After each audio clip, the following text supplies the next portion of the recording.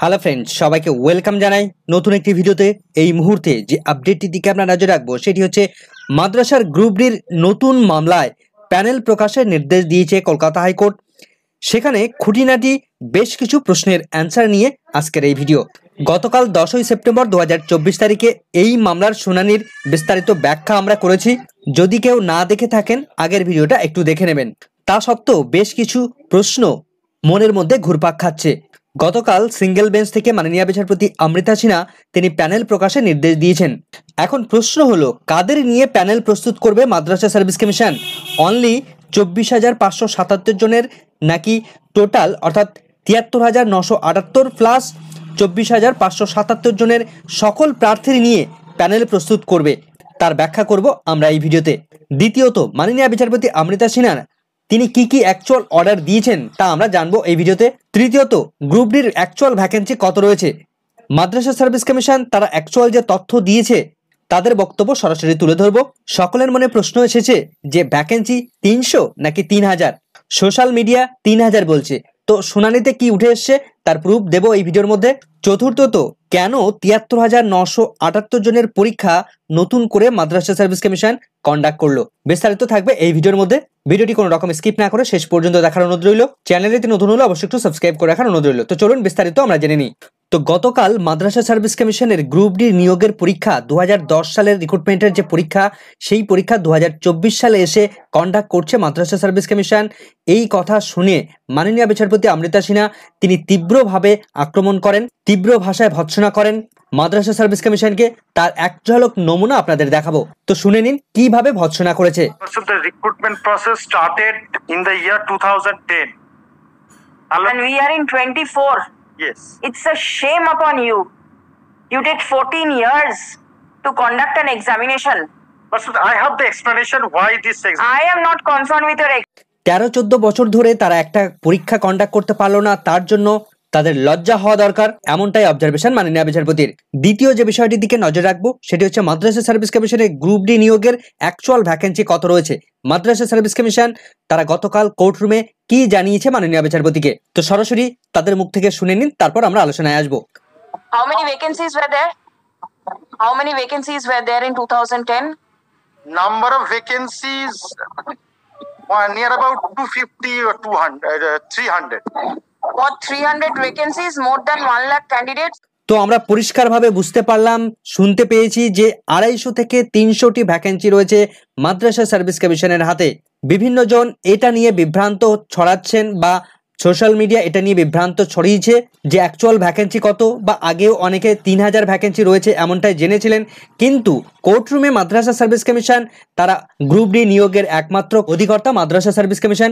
এখন তারাই যেটা বলবে যে অ্যাকচুয়াল কত ভ্যাকেন্সি রয়েছে সেটাতেই কিন্তু নিয়োগ হবে।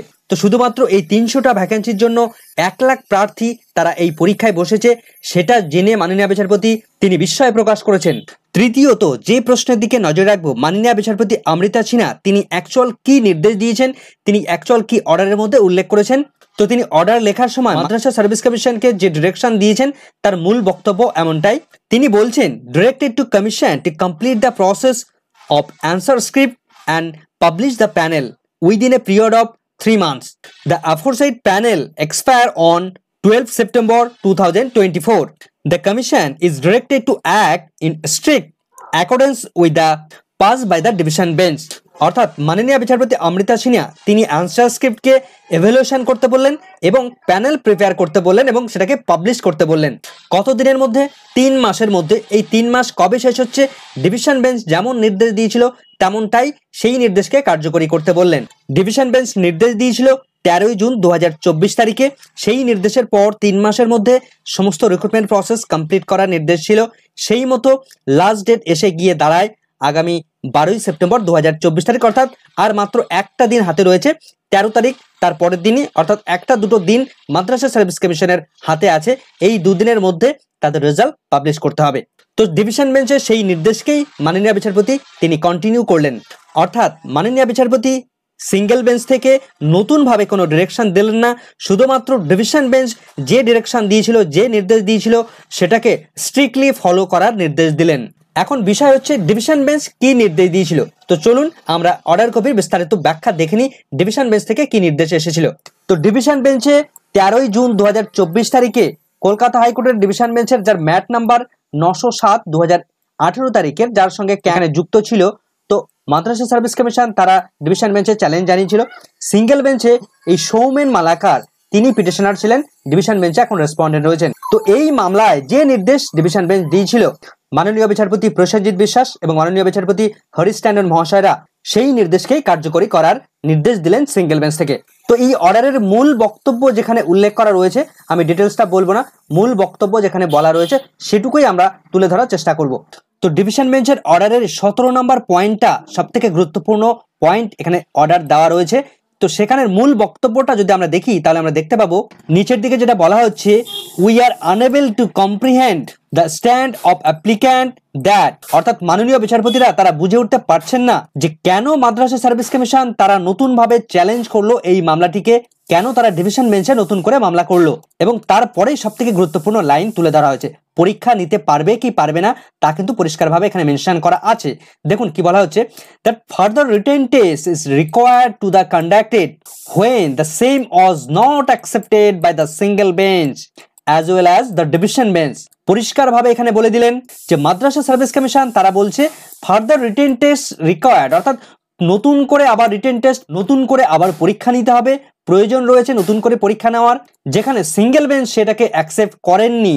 বলছে when the same was not accepted, যখন সিঙ্গেল বেঞ্চ তারাই নিজেরাই অ্যাকসেপ্ট করেননি by the single bench and as well as division bench, division বেঞ্চও সেটা কিন্তু অ্যাকসেপ্ট করছে না, অর্থাৎ নতুন করে ফার্দার যে রিটেন টেস্ট নিতে হবে এটাকে তারা অ্যাকসেপ্ট করছে না।